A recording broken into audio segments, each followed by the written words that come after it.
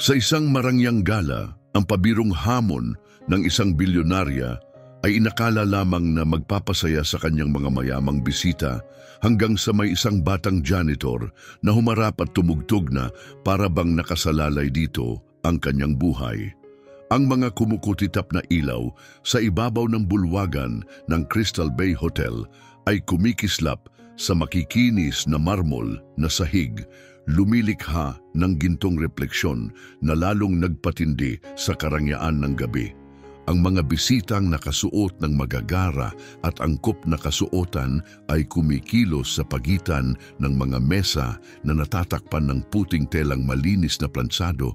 Ang mahinang ugong ng magagalang na usapan ay humahalo sa marahang kalansing ng mga basong may champagne. Sa malayong dulo ng silid, may nakapwesto roong medyo gasgas na baby grand piano, tila hindi bagay sa sobrang karangyaan ng paligid. Nakatayo si Angelina Perez, 41, sa gitna ng pangkat ng mga donor at reporter, nakasuot ng hapit na berdeng bestidang, humihingi ng pansin. Ang kanyang buhok ay inayos sa malalambot na alon at ang kanyang ngiti ay eksaktong sukat para sa mga kamera. Kilalang mahilig sa drama at paggawa ng maliliit na eksena na nagiging balita, siya ay nasa kanyang teritoryo. Pinagtapik niya ang kanyang makikinis na kuko sa takip ng piano habang tumitingin sa mga tao sa paligid. "Alam nyo," sabi niya, "sapat ang lakas ng boses para marinig ng mga nasa malapit. Kung may makakatugtog ng piano na ito nang walang mali, pakakasalan ko siya bukas." Hindi iyon ang uri ng biro na siniseryoso ng mga tao, lalo na sa isang black tie fundraiser. Sumabog ang tawa, magaan, komportable, halos mapaglaro. Ang ilan ay nagkatinginan na para bang sinasabi, klasikong Angelina. May ilang reporter na kumiling ang ulo, iniisip kung magandang sipiin ang kanyang sinabi. Sa gilid ng silid, si Armando Salazar ay naglalagay ng tubig na may yelo sa mga pitsel. Sa edad na 27, siya ang pinakabatang janitor sa staff, 8 buwan pa lamang nagtatrabaho sa hotel. Payak ang kanyang tindig, halos hindi napapansin habang umiikot mula mesa hanggang mesa.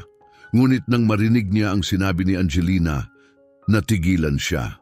Ibaba niya ang pitsel, lumapit sa piano at nagsalita ng sapat para marinig ng nasa malapit. "Totoo ba yan?" Ang tanong ay sumapol sa gitna ng tawanan, napalingon ang lahat. Nagulat si Angelina, hindi dahil sa tanong, kundi kung sino ang nagtanong. Pamilyar sa kanya ang mukha nito, gaya ng pagkakakilala sa mga taong nagtatrabaho sa likod ng entablado. Pamilyar ngunit walang pangalan. "Siguro nga," sagot niya, bahagyang tumagilid ang ulo na may mapangakit na ngiti. "Bakit? Balak mong sumubok?" Dumaloy ang bahagyang katuwaan sa pangkat. May bumulong, "Naku, magiging interesante ito." May isa pang donor na bahagyang natawa. Tiyak na inaasahan ang isang mabilis na palabas. Ngunit hindi ngumiti si Armando. Sa halip, lumapit pa siya, idinampi ang isang kamay sa gilid ng piano. "Kung seryoso ka," mahinahon niyang sabi, "tingnan natin kung gaano ka kaseryoso." Bahagyang nag-iba ang timpla ng paligid, hindi sapat para mapatahimik ang lahat, ngunit sapat para mapalapit ang mga tao. Itinaas ng isang reporter ang kanyang telepono. Isa sa mga manager ng hotel ang lumapit, marahil handang makialam kung sakaling maging awkward ang sitwasyon. Si Angelina, natutuwa sa biglang atensyon, ay itinuro ang upuan. "Sige," sabi niya, "ipakita mo sa amin." Ipinatong ni Armando ang kanyang gamit sa gilid at umupo sa bangko. Ang kanyang uniforme, navy na polo na may logo ng hotel sa dibdib, ay tila hindi bagay sa makintab na itim na kahoy ng piano. Huminga siya ng malalim, inilagay ang mga daliri sa mga tuts at tumigil sandali. May ilang nagkatinginan, may halong pagdududa. "Mabilis lang to," bulong ng isang lalaki. Isa pang bisita ang nagbiro sa kasama. "Bibigyan ko siya ng 30 segundo." Ngunit si Armando ay hindi natinag, nakatuon ang mga mata sa mga toots. Ang unang nota ay mabagal, maingat, tila sinusubok ang tinig ng piano. Hindi perpekto ang tunog, ngunit mabilis siyang nakibagay, banayad ngunit tiyak ang dampi. Makalipas ang ilang segundo, nag-iba ang daloy, bumilis ang galaw ng kanyang mga daliri, magaan ang paglipat mula isang nota patungo sa susunod na parang hindi bagay sa kanyang trabaho o suot. Napatigil ang mga usapan, tumigil ang tawanan, kahit ang mga nakatutok sa kanilang telepono ay hindi na malayang ibinaba ito. Ang nagsimula bilang isang gabing puno ng magagalang na katuwaan ay naging kakaiba. Isang bagay na hindi inasahan ni Numan. Ngunit tunay na nagbago ang hangin nang magsimula ang mga bulungan at hindi na yon ang uri ng bulungan na may kasamang tawa. Nagsimula ito ng marahan mula sa ilang tao sa likod ng bilog na nakapaligid sa piano. Isang babaeng may perlas na kwintas ang bumulong sa asawa, malamang iisang kanta lang ang alam niya. Ngumiti ang asawa ng banayad, hindi inaalis ang tingin sa mga kamay ni Armando, para bang naghihintay ng pagkakamali. Sa tabi ng buffet, dalawang binatang nakaterno ang nagpalitan ng biro. Isa sa kanila, may hawak na kalahating baso ng champagne, ay nagsabi, "Ano kaya ang pustahan na chopsticks lang ang tutugtugin niya tapos na?" Tumawa silang pareho, hindi na tinakpan pa. Hindi nagbago ang ekspresyon ni Armando, nakatuon ang mga mata sa mga toots, balikat na relax, bahagyang kumikilos ang katawan kasabay ng ritmo, para bang nasa sarili niyang mundo. Mayaman, mainit at mas komplikado kaysa inaasahan ang tunog. Ngunit patuloy pa rin ang mga komentaryo, bagamat unti-unting nagiging hindi tiyak. Saan kaya niya natutunan yan? Tanong ng isang lalaking nasa gitna ng edad na kakunot ang noo.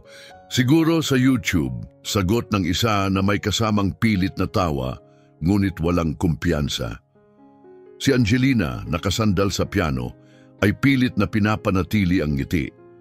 Naisip niya na biro lamang ang kanyang sinabi, pampakilig ng usapan, hindi isang totoong hamon.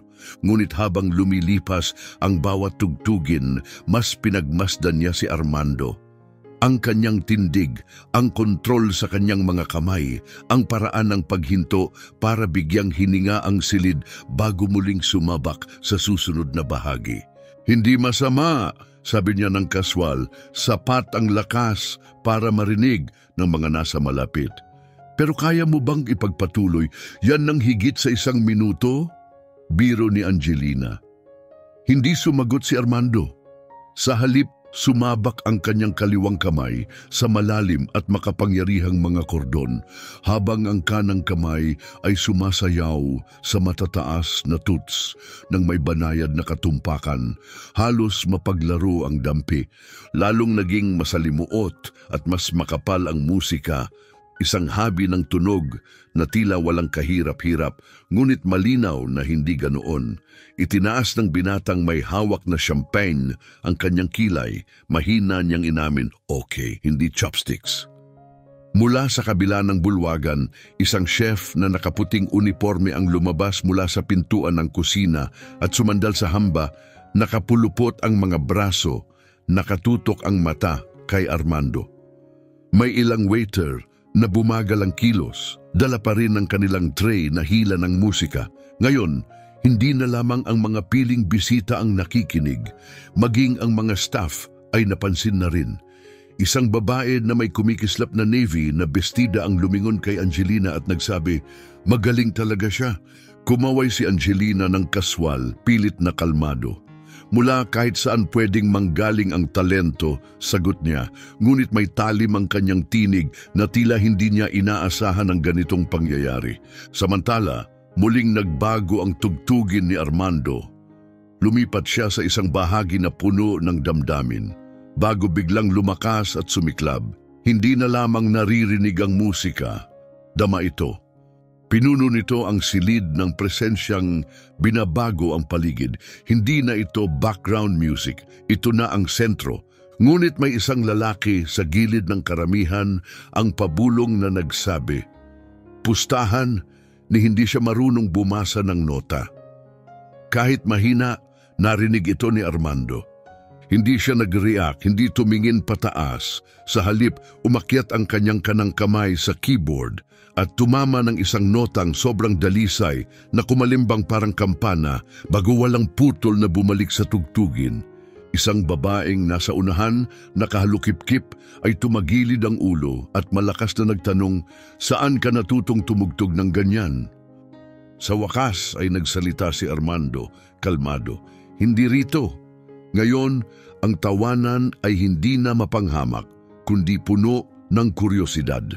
Parang napagtanto ng lahat na nasasaksihan nila ang isang kwentong nabubuo, isang kwentong nais pa nilang marinig. Muling tinapik ni Angelina ang takip ng piano, ngunit wala na ang dati niyang pagmamataas. Sige, sorpresahin mo kami, sabi niya. Tila sinusubukang bawiin ang entablado na hindi niya sinasadyang ibinigay. Ngunit sumagot si Armando hindi sa pamamagitan ng salita, kundi ng kanyang mga kamay. Mas bumilis ang mga ito, sumabak sa mga kaskad ng nota na tinutulak ang piano sa hangganan. Ginamit niya ang pedal ng may eksaktong tiyempo, pinahahaba ang mga armonya bago ito pakawalan tungo sa bago. Nawala ang mga bulungan, wala ng pangaasar. Kahit ang lalaking nagduda sa kanya ay napatuwid ng upo, tuluyang natahimik. Nakasalubong ang mga braso ni Angelina, mahigpit ang titig kay Armando ngayon.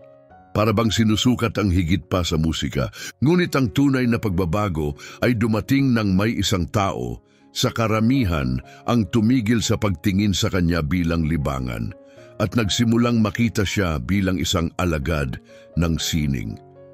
Kumikilos ang mga kamay ni Armando ng may likas na ganda, bawat galaw ay likido at tiyak, parang agos ng tubig na humuhugis sa bato. Hindi na siya tumutugtog para sa silid. Ang kanyang atensyon ay nasa sarili. Hindi umaalis ang kanyang tingin sa mga tots, ngunit ang isipan niya ay tila nasa isang mundong siya lamang ang nakararating. Lumambot ang piyesa, pumasok sa malungkot na minor na himig. Ang mabababang nota ay umuugong na may bigat, habang ang matataas na tono ay lumulutang parang mga alaala. Hindi na lamang ito musika, ito'y damdamin, isang kwentong ikinukwento ng walang salita. Bawat kordon ay isang pag-iisip, bawat pariralay bahagi ng isang paglalakbay, at wala ni isa ang nakakaalam kung saan ito tutungo hanggang makarating. Bahagyang yumuko ang mga tao, hindi sinasadya, hinila ng tugtugin. Isang babae na nakapulang bestida ang nagugnay ng kanyang mga daliri, kumikislap ang diamante sa kanyang pulsera sa liwanag. Maging ang mga waiter sa likuran ay tuluyang natigil, nakatayo, nakatutok ang mga mata. Pagkaraan biglang nagbago ang direksyon ni Armando. Sumabog ang kanyang kanang kamay sa bugso ng mabilis na mga nota, matalim at eksakto. Tumugon ang kaliwa ng gumugulong na basslines na umuugong na parang malayong kulog. Nagliwanag ang silid sa kontrastong iyon, maliwanag at madilim, banayad at mabagsik. Napasinghap si Angelina bagamat hindi nagsalita. Nakilala niya ang kapangyarihan, pera at kontrol. Ngunit ang sandaling ito ay ligaw, tapat at ganap na hindi inaasahan. Bumilis ang tibok ng kanyang puso. Mula sa likuran, isang mahinang boses ang nagsabi, "Rachmaninov yan!" Sumagot ang isa, "Hindi, teka, hinahalo niya. Kanya ito." Bahagyang ipinikit ni Armando ang mga mata habang lumilipad ang kanyang mga daliri sa mga tuts. Hinuhubog ang melodiya sa isang bagay na pumapagitna sa pamilyar at hindi kilala. Hindi alam ng mga nakikinig kung natutuklasan nila ang isang nakatagong obra maestra o isang orihinal na likha. Ang alam lang nila ay nahumaling sila. Sa isang punto, tinamaan ng kanyang kaliwang kamay ang serye ng malalalim na kordon na sobrang lakas, para bang yumanig ang hangin. Hinuli ng pedal ang alingaw-ngaw, pinahintulutang manatili na parang kulog na gumugulong sa ilalim ng kanilang mga paa. Nagiba ang posisyon ni Angelina, itinawid ang mga binti at lumapit sa babae sa tabi niya. Hindi ko akalaing ganito siya kagaling, bulong niya. Hindi sumagot ang babae, hindi inaalis ang tingin kay Armando. Pagkatapos, bigla ring humupa ang bagyo. Lumipat si Armando sa isang banayad na himig na parang lulabay, malumanay at pribado, gaya ng isang melodiya na lumulutang sa isang tahimik na bahay sa kalaliman ng gabi. Mahalaga ang bawat paghinto, mabigat ang katahimikan sa pagitan ng mga nota, kapantay ng mismong musika. Halos hindi huminga ang mga tao, natatakot na masira ang mahika. Sa marahang pag-angat ng kanyang mga kamay, muling tumaas ang tempo. Umangat ang musika, umaakyat na may higit na pag-aapura para bang inaabot ang isang bagay na siya lamang ang nakakakita. Sa unahang hanay, isang lalaking nasa 60 ang dahan-dahang ibinaba ang kanyang telepono. Nagsusulat siya ng video mula pa sa unang nota, ngunit ngayon, sa unang pagkakataon, gusto na lang niyang makinig nang walang hadlang ng screen. Papalapit na si Armando sa huling bahagi at ang tinugtog niya ay nakabibighani. Ang kanang kamay niya ay nagpakawala ng mabilis na mga arpedyo habang ang kaliwa ay bumayo ng matatag, kumakabog na ritmo, tibok ng buong piyesa. Sumabay ang kanyang katawan sa agos ng musika, puno ng enerhiya ngunit laging kontrolado. Bawat galaw, bawat nota ay sinadya. At nang tumunog ang huling nota, hindi iyon basta nagtapos. Nanatili ito sa hangin, nakabitin sa katahimikan tulad ng hiningang ayaw, pakawalan ng sinuman. Nakapahinga ang mga kamay ni Armando sa mga tuts. Bahagyang yumuko ang kanyang ulo para bang binibigyang puwang ang sandali bago may mangyaring iba. Walang palakpak na pilit, walang magalang na clap. Sumabog ang silid sa hiyawan, may pumalakpak, may sumipol, may sumigaw sa bugso ng enerhiya na mas malakas kaysa sa anumang toast na ginawa buong gabi. Ang ilan ay kusa ng tumayo. Ang iba na may nanatiling nakaupo, nakatitig, hindi makapaniwala sa kanilang nasaksihan. Pumalakpak din si Angelina, ngunit nag-uunahan ang kanyang mga iniisip. Nagsimula ito bilang isang biro, isang hamon na para lamang magpatawa, ngunit nauwi sa isang bagay na hindi malilimutan. Isang janitor ng hotel ang bumihag sa isang silid na puno ng mayayaman, makapangyarihan at mga mamamahayag. Lumapit siya, mas mahina ang boses kaysa dati. Hindi iyon ang inaasahan ko, wika niya, sinisipat ang mukha ni Armando. Para bang may hinahanap sa ilalim ng kanyang ekspresyon. Sa wakas, tumingin si Armando pataas, payapa ang kanyang mukha. Ang pinakamagagandang alaala ay kadalasang hindi inaasahan, sagot niya. Kumalat ang bahagyang pag-ayon sa karamihan, isang munting koro ng mga bulong na tunay ang laman. Ngunit habang patuloy ang palakpakan, nagsisimula pa lamang ang totoong usapan. Nagkatinginan ang mga tao, sabay-sabay na bumubulong, puno ng pagtataka at pagkamangha. Nanatili si Angelina malapit sa piano, ang mga matay nakatutok pa rin kay Armando. Sanay siyang kontrolado ang kwento, ang opinyon ng publiko ay naaayon sa kanyang kagustuhan.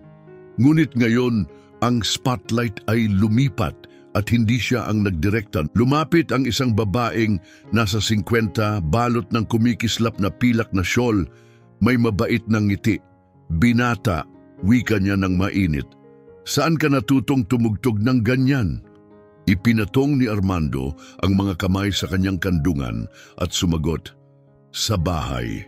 Bumili ang nanay ko ng lumang upright piano mula sa simbahan, $50 lang. May mga susing sira, may ilan na hindi gumagana pero sapat na para matuto ako. Lalong lumalim ang ngiti ng babae. Kung ganon, nagawa nitong tuparin ang layunin. Mula sa malapit, sumingit ang isang lalaking nakatuksedo, kalahating kuryoso, kalahating may pagdududa. Ibig sabihin, walang leksyon, walang formal na pagsasanay, basta natutunan mo lang mag-isa? Tinitigan siya ni Armando sandali. Ang pagkatuto mag-isa ay siya ring pagsasanay, sagot niya. May tumawa sa likod, maging si Angelina ay napailing na may banayad na tawa. Lumapit ang general manager ng hotel, ipinatong ang kamay sa balikat ni Armando. Isa siyang may edad na Ginoo, marangal ang tindig. Gaano ka nakatagal nagtatrabaho rito? 8 buwan, tugon ni Armando. At itinago mo ito buong panahon? Wala naman akong itinago, kalmadong sagot ni Armando. Walang nagtatanong. Mas tumama ito kaysa inaasahan. May ilang bisita na hindi mapakali. Para bang may natuklasan silang mas malalim na hindi nila namalayan dati. Tumagilid ang ulo ni Angelina. Alam mo, sabi niya, mukhang nabasag mo ang isa sa mga patakaran ko. Anong patakaran? Tanong ni Armando. Huwag hayaang maagaw ng iba ang spotlight sa sarili kong event. Ngayon, magaan at totoo na ang tawanan. Wala na ang pangungutya at mga nakataas na kilay. Ang natira ay kuryosidad. Marahil ay paghanga pa. Lumapit ang isang reporter mula sa Charlotte Observer, hawak ang kanyang telepono. Armando, maaari bang makakuha ng maikling video? Pangalan mo at kung taga saan ka. Mapapansin ito. Nag-atubili si Armando. Mas mabuti, sigurong hayaan na lang ang video ang magsalita, sagot niya. Napakurap ang reporter, nagulat, ngunit tumango at umurong. Mula sa likod ng silid may sumigaw, isa pa! Sumunod ang ilang boses, sabik at puno ng sigla. Sandali, parang susunod siya. Ngunit dahan-dahang umiling si Armando. Isa lang ang sapat, muling pinagmasdan siya ni Angelina. Kung ganon, iiwanan mong palaisipan ang lahat, sabi niya. Tumayo si Armando mula sa bangko, kusang nagbigay daan ang karamihan habang siya'y dumaraan. May ilang bisita na iniabot ang kanilang kamay para makipagkamay. Ang ilan ay nagbigay ng papuri, ang iba ay taos puso, ang ilan ay parang palabas lamang. Tinugon silang lahat ni Armando ng may tahimik na dangal, isang simpleng tango rito, isang mahigpit na kamay roon. Nanatili si Angelina sa kanyang lugar, nakamasid. Para sa isang taong sanay sa pag-angkin ng atensyon, bihira, marahil nakakaasiwa na makita ang isang tao na kuhanin ito nang hindi sinusubukan. Hindi niya tiyak kung siya ba'y inis o humanga. Habang papalapit si Armando sa pasilyo ng mga staff, nakahabol ang isang batang waiter. Pare ni hindi ko alam na marunong ka, hindi ka panipaniwala iyon. Bahagyang ngumiti si Armando, isa lang yang bagay na lagi kong ginagawa. Basta bagay, ulit ng waiter, parang panghabambuhay na trabaho ang tunog.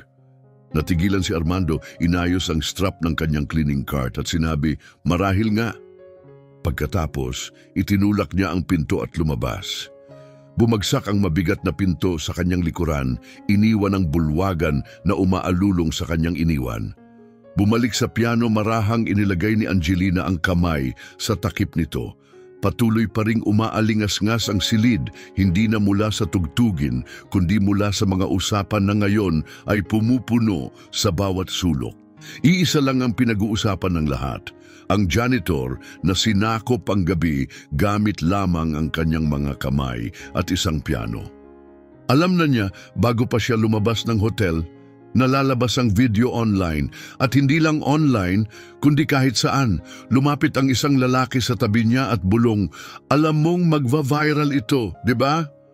Magugulat ako kung hindi pa nga, sagot ni Angelina. Malamig ang tono, ngunit tiyak. Ngunit wala ni isa sa silid, kahit si Angelina ang makakapagpahiwatig kung gaano kalayo ang mararating ng kwento.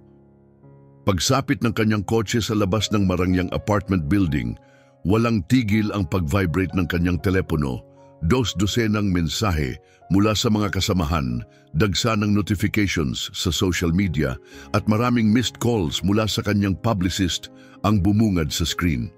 Isa sa mga unang mensahe, gala mo ba ito? Yung piano guy? May kasamang link ng isang Twitter video. Hilaw ang kuha, nanginginig halatang galing sa cellphone, ngunit nakuhanan nito ang lahat. Mula sa paglapit ni Armando sa piano hanggang sa pag-aatubiling tawanan, ang nakabibinging katahimikan at sa wakas ang dagundong ng palakpakan. Sa loob ng wala pang 3 oras, lumampas na sa 300,000 views ang clip. Pagsapit ng umaga, milyon-milyon na iyon. Sa Instagram, sumabog ang mga hashtag Diasen Piano Janitor, Yehernes Hidden Genius, Yeher Armando Salazar. May mga post na pumupuri sa kanya bilang isang self-taught talent na nagpapatunay na hindi mo kailangan ng entablado para madiskubre. Ang iba na may nakatuon sa mas malalim na bagay, kung gaano kabilis hinusgahan ng karamihan ang isang tao batay lang sa anyo. Sa TikTok, may isang creator na agad nag-stitch ng clip, may kasamang komento, panoorin ng eksaktong segundo kung kailan napagtanto ng mga mayayaman na minamaliit nila siya. Libo-libong komento ang sumunod, tinatag ang mga kaibigan, sulit panoorin ito hanggang dulo. Pagsapit ng 10:00 ng umaga, trending na ang pangalan ni Armando sa social media kasabay ng mga global headlines. Ang isang screenshot ng mukha ni Angelina habang nagtatanghal si Armando, nanilisik sa pagkagulat, ay naging meme. Ang caption, "When you challenge the wrong guy." Samantala, si Armando ay nasa bahay, sa kanyang simpleng apartment sa itaas ng isang laundromat sa Beechwood Avenue. Naka-on ang kanyang lumang laptop sa mesa, kumikislap ng mga alerts at hindi pa nababasang mga mensahe. Isang dating kaklase ang nag-message, "Pare, kahit saan ka ngayon, gumawa ka ng YouTube channel, bilis." Kinuskos ni Armando ang batok niya, hindi niya kailanman hinabol ang kasikatan. Ang ideya na maging viral ay tila hindi totoo. Para sa kanya, ang musika ay palaging personal. Isang bagay na ibinabahagi lamang sa mga tahimik na silid kasama ng mga kaibigan o sa mga bihirang open mic night, hindi sa milyon-milyong estranghero na susuriin ang bawat nota. Sa Crystal Bay Hotel, nabalisa ang general manager sa dami ng media inquiries. Gustong mag-interview ang mga lokal na reporter. Tumatawag ang mga pambansang network. Maging isang daytime talk show mula LA ay nag-abot na ng interes. Sa kanyang apartment, umiinom ng kape si Angelina habang nagsasalita ang kanyang publicist sa telepono. "Ito na ang sandali mo. Kailangan mong pangunahan ito." "Suportado ako," sagot ni Angelina ng kalmado. "Ako ang nagsabi sa kanya na tumugtog. Hindi ko siya pinigilan." "Hindi ganyan ang tingin ng internet," sagot ng publicist. "Kailangan mong gumawa ng pahayag. Mas mabuti pa, mag-ayos ng meeting, isang pampublikong sandali, isang litrato, siguro kahit isa pang performance." Nakatitig si Angelina sa bintana. Hindi siya gamit, matatag niyang sabi. Kung gusto niyang makipagkita, siya ang magpapasya. Pero hindi ko siya pipilitin. Sa kabilang panig ng lungsod, nag-i-scroll si Armando sa dagsa ng mga komento. Karamihan ay positibo, pero hindi lahat. May mga nagdududa, tinatawag itong setup. May ilan pang nagsasabing staged ang lahat para lang sa atensyon. Maya-maya, tumawag ang isang reporter mula sa Charlotte Ledger. "Armando, gusto ng mga tao malaman, itutuloy mo na ba ang musika bilang full-time?" "Hindi ko pa napagpapasyahan," sagot niya. "Mahilig akong tumugtog simula pa noon, pero hindi dapat isang viral na sandali ang magdidikta ng kinabukasan ko." "Ano ang gusto mong matutunan ng mga tao mula rito?" Sandaling nag-isip si Armando na hindi mo pwedeng husgahan ng isang tao sa panlabas na anyo at marahil na ang talento ay hindi palaging nakasuot ng tuksedo. Kinagabihan, lumabas sa pambansang TV ang kanyang performance. Ipinakilala ito ng mga anchor bilang ang piano solo na nagpatahimik sa isang bulwagan. Ipinakita ang mga kamay ni Armando sa mga toots habang nagkomento ang mga kritiko ng musika at mga influencer. Sa hotel, Tumawag ang ilang bisita sa front desk, nagbabahagi ng kanilang reaksyon. May mga nagsabing palagi nilang alam na may talento si Armando, taliwas sa ipinapakita ng video. May ilan na may nagtatanong kung muling magtatanghal siya. Alam ni Angelina na lumampas na ang kwento sa kanya. Puno ng imbitasyon ang kanyang inbox para sumali sa mga talakayan tungkol sa hidden talent at class bias. Ngunit naunawaan din niya ang pinakamahalaga. Hindi na ito ang kanyang kwento para ikwento. Ang atensyon, ang momentum, ang usapan kay Armando na ngayon. At ang tunay na punto ng pagbabago ay hindi ang milyon-milyong views o kahit ang mga headlines, kundi ang katotohanan na sa unang pagkakataon, tinatanong ng mga tao, sino si Armando Salazar? At ang katanungang iyon ay magbubukas ng mga pintuan na hindi nila inaasahan. 2 araw makalipas, nakaupo si Armando sa isang maliit na mesa sa tahimik na sulok ng Marlowe's Coffee House. Isang maginhawang kafe malapit sa Main Street, payapa na matapos ang morning rush. Pumayag siyang makipagkita kay Angelina rito, walang kamera, walang press, walang ingranding eksena, isang tahimik na pag-uusap lamang. Ipinilit ito ni Angelina, sinabing gusto niyang makipag-usap ng hindi ginagawang palabas. Dumating si Angelina ng 5 minuto ang huli. Marahang umupo sa upuan sa tapat ni Armando na may mabilis, humihinging paumanhing ngiti. Trapik, sabi niya, inilapag ng maingat ang kanyang leather bag sa sahig. Tumango si Armando, ayos lang. Sandaling natahimik silang pareho, ang banayad na tunog ng espresso machine at mahinhin na jazz music ang pumuno sa pagitan nila. Pagkatapos yumuko si Angelina, ipinatong ang mga siko sa maliit na mesa ng kafe. May utang akong paumanhin sa'yo, malinaw ang kanyang tinig. Nung gabing iyon, nagbiro ako sa gastos mo nang hindi nag-iisip, pero ginawa mo itong isang bagay na mas malaki kaysa sa inaakala ko. Hindi natinag ang tingin ni Armando. Hindi ko naman gustong patunayan ng kahit ano. Alam ko, sagot niya halos nahihiya. At iyon ang mas nakakasama. Naglabas si Armando ng mahinang buntong hininga, hindi eksaktong tawa, kundi parang paglabas ng pag-unawa. Nagsalita ka lang, ganun ang tao. May sinasabi ng hindi iniisip kung paano pakinggan.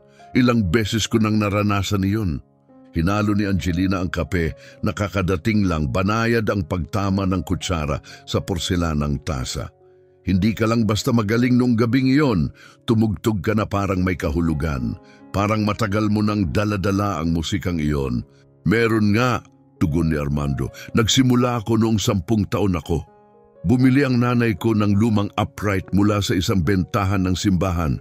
May bitak ang mga toots, may ilang hindi gumagana. Hindi siya marunong tumugtog, pero naisip niyang baka ako kaya. Tama siya, sagot ni Angelina na may bahagyang ngiti. Nag-aral ka ba? Hindi namin kaya. Natuto ako sa pandinig, pakikinig, paggaya, pagkakamali at pagsubok muli. Minsan, palihim akong pumapasok sa community center tuwing weekend. May maayos silang piano doon. Tutugtog ako hanggang paalisin ako ng janitor. Bahagyang tumawa si Angelina. At ngayon, ikaw na ang janitor. Ngumiti si Armando. Oo, nakakatuwang paikot-ikot ang buhay. Lambot ang tono ni Angelina. Bakit hindi mo tinuloy ang musika bilang propesyon?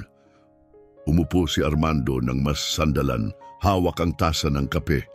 Nangyari ang buhay. Nagkasakit si Mama noong 19 ako. Kailangan kong tumulong magbayad ng mga bayarin. At hindi naman madaling kumita sa musika maliban kung maswerte ka o konektado. Kaya kumuha ako ng trabahong nagbabayad ng ilaw at tubig. Nananatili ang piano, pero para sa akin lang, pribado. Tahimik na tinanggap iyon ni Angelina. Ang bagay noong gabing iyon, may kahulugan ng tugtog mo.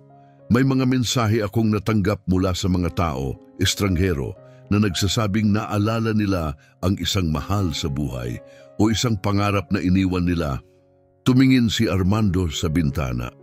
Mabuti iyon, pero ayokong maging feel-good story lang para sa clicks. Hindi ako naghahanap ng awa o tagapagligtas. Hindi ko inaalok ang pagliligtas, sagot niya. Iniaalok ko ang plataporma, ang tunay na isa kung gusto mo. Muling nagtama ang kanilang mga mata. At kung ayaw ko, tanong ni Armando. Walang magbabago, sagot niya kasabay ng isang kibit balikat. Ipagpapatuloy mo lang ang dati mong ginagawa sa sarili mong paraan. Pero ngayon, may bintana ka, isang pambihirang pagkakataon. Kung handa ka, maihaharap kita sa mga taong tunay na makikinig. Hindi agad sumagot si Armando. Gumala ang kanyang isip. Pabalik sa pagkabata, sa lumang piano sa sala, sa ina niyang mahinhin na humuhuni habang nagtiklop ng labada. Mga kwentong walang salita ang tinutugtog mo, madalas sabihin ng kanyang ina. Gugustuhin nitong ibahagi niya ang mga kwentong iyon. Pero ang pagbabahagi ay nangangahulugang pagbukas ng sarili sa mundo at hindi pa niya tiyak kung handa siya. Parang naramdaman ni Angelina ang kanyang pag-aalinlangan. Hindi kita pipilitin, sabi niya, pero isipin mo ito, tumugtog ka para sa isang silid na hindi handang makinig at nagawa mong pakinggan kanila. Isipin mo kung ano ang pwedeng mangyari kung tumugtog ka para sa mga taong handang makinig mula sa simula. Ibinaba ni Armando ang tasa sa saucer. Pag-iisipan ko. Nag-usap pa sila ng kaunti. Hindi lang tungkol sa gala, kundi tungkol din sa kanyang foundation, sa trabaho ni Armando sa hotel at kung paano minsan inilalagay ng buhay ang spotlight sa iyong paanan nang hindi mo inaasahan. Nang oras na para umalis, tumayo si Angelina at iniabot ang kanyang kamay. Ano man ang piliin mo, tandaan mo ito, may respeto ako sa iyo. Hindi ko iyon basta ibinibigay. Matatag na kinamayan siya ni Armando. Tandaan ko yan. Ni isa sa kanila ay hindi nakahula na ang desisyon ni Armando ay malapit ng gawin para sa kanya. Hindi dahil sa pagkakataon, kundi dahil sa kung ano ang susunod na mangyayari. 3 araw ang lumipas, muling nagtutulak si Armando ng cleaning cart sa pasilyo ng banquet hall ng Crystal Bay Hotel nang mabilis siyang nilapitan ng front desk clerk. May bisita ka. Sabi niya hindi siya aalis hanggat hindi ka nakakausap. Sumunod si Armando sa lobby. Nakatayo roon ang isang babaeng nasa late 30s, nakasuot ng kupas na denim jacket at may buhat na sanggol sa balikat. Pagkakita sa kanya, kumislap ang mukha ng babae. Hindi mo ako kilala, wika niya ng banayad, pero napanood ko ang video mo. 2 beses. Tumango siya sa anak. Hindi pa siya gaanong nagsasalita pero nang patugtugin ko ang clip mo sa piano, nanahimik siya ng buong oras. Hindi niya ginagawa yon kailanman. Nilingon ni Armando ang bata na ngayon ay nakatingin sa kanya ng malalaking, mausisang mata. Magandang marinig iyon, sabi ni Armando, ngunit bahagyang nanginginig ang boses ng babae nang idagdag, higit pa roon. Pumanaw ang asawa ko noong nakaraang taon. Mahirap, pero ang sandaling iyon, ang musika mo, nagdala ng kapayapaan sa bahay namin sa unang pagkakataon matapos ang ilang buwan. Gusto ko lang magpasalamat. Alam kong hindi mo ginawa ito para sa amin, malumanay na sabi ng babae, pero may kahulugan ito. Tahimik na tumayo si Armando sandali, hindi alam kung paano tutugon. Pagkaraan sa mahinang tinig, sinabi niya, masaya akong nakarating ito sa inyo noong oras na kailangan ninyo. Pagkaalis ng babae, bumalik siya sa kanyang cleaning cart at itinulak ito pabalik sa service hallway. Ngunit may nagbago sa loob niya. Hanggang ngayon, ang viral na video ay parang along dumadala sa kanya. Isang bagay na nangyayari sa kanya, hindi niya pinili. Ngayon, sa unang pagkakataon, naramdaman niyang baka siya na mismo ang makapili ng susunod na mangyayari. Kinagabihan, kinuha ni Armando ang telepono at tinawagan si Angelina. Kung bukas pa rin ang alok mo, sabi niya, Tatanggapin ko ang entablado. 2 linggo ang lumipas, magkasama silang nakatayo sa likod ng entablado ng Uptown Theater sa Dallas. Inayos ni Angelina na siya ang maging tampok sa pambansang benefit concert ng kanyang foundation. Ang mga manonood ay halo ng mga donor, lokal na pamilya at mga reporter. Lahat sabik makita kung ang lalaking mula sa viral clip ay kayang tapatan ng alamat. Naglakad-lakad si Armando sa likod ng kurtina, mainit at hindi mapakali ang mga kamay. Iba ang pakiramdam kaysa sa gala, sabi niya. Tumango si Angelina, dahil ngayon para sa iyo sila pumunta. Nang ianunsyo ang kanyang pangalan, lumabas siya sa entablado. Ang palakpak na sumalubong ay totoo. Mas malakas, mas mainit kaysa sa magalang na clap na minsang narinig niya sa hotel ballroom. Umupo siya sa makinang na itim na Steinway, huminga ng malalim at pinakawalan ang unang mga nota. Orihinal niyang piyesa ang panimula, isang masaganang halo ng gospel warmth at classical technique, isang komposisyon na pumapaimbabaw at lumulubog gaya ng alon, na tahimik ang teatro, ang uri ng katahimikan na nangangahulugang bawat isa'y nakikinig. Nang kumupas ang huling kordon, sumabog ang palakpakan, kumawala ang tunog ng papuri, kumalat sa buong bulwagan. Sa pagitan ng mga piyesa, bahagyang nagsalita si Armando. Karamihan sa tao, sabi niya, makikilala ka lang mula sa isang tingin, ilang segundo, marahil unang impresyon, pero hindi iyon ang buong larawan. Lahat tayo'y may dalang mas malaki sa loob. Minsan kailangan lang ng tamang sandali para mailabas. Tumugtog siya ng halos 40 minuto. Ang huling piyesa ay siya ring tinugtog niya sa gala, ngunit ngayong pagkakataon, hindi na ito sorpresa. Isa na itong pahayag, at nang matapos, sabay-sabay tumayo ang buong tao. Sa gilid ng entablado, pumalakpak si Angelina na may ngiti ng tunay na pagmamalaki.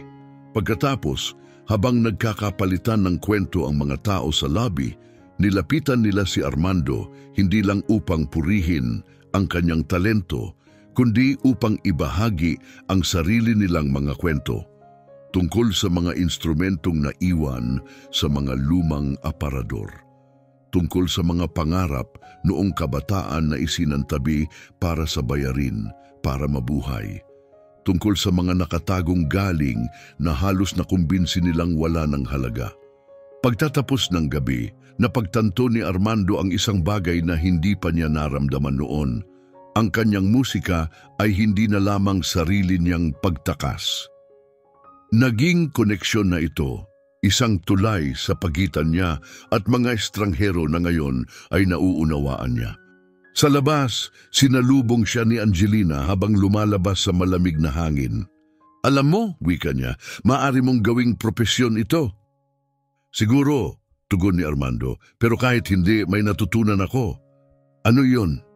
Tanong niya. Na ang dala mo sa loob ay mahalaga. Kahit hindi agad makita ng iba, kahit pagtawanan o baliwalain, kahit manatili ito sa katahimikan ng matagal. Tumingin siya pabalik sa pinto ng teatro kung saan may ilang bisita pang nagpaalam. Minsan, dumarating ang sandali nang hindi mo hinahanap, dagdag niya. Pero kapag dumating, dapat handa ka. Tumango si Angelina. Ang natitiray nasa iyo na. Ngumiti si Armando. Nasa akin naman palagi. Ramdam ang malamig na simoy ng gabi sa kanyang mukha habang naglakad papunta sa nakahandang sasakyan. Hindi niya alam kung ang gabing iyon ay simula ng isang bagay na malaki o isa lamang magandang kwento na balang araw ay ikukwento niya. Ngunit tiyak siya sa isang bagay, hindi na niya itatago ang kanyang musika.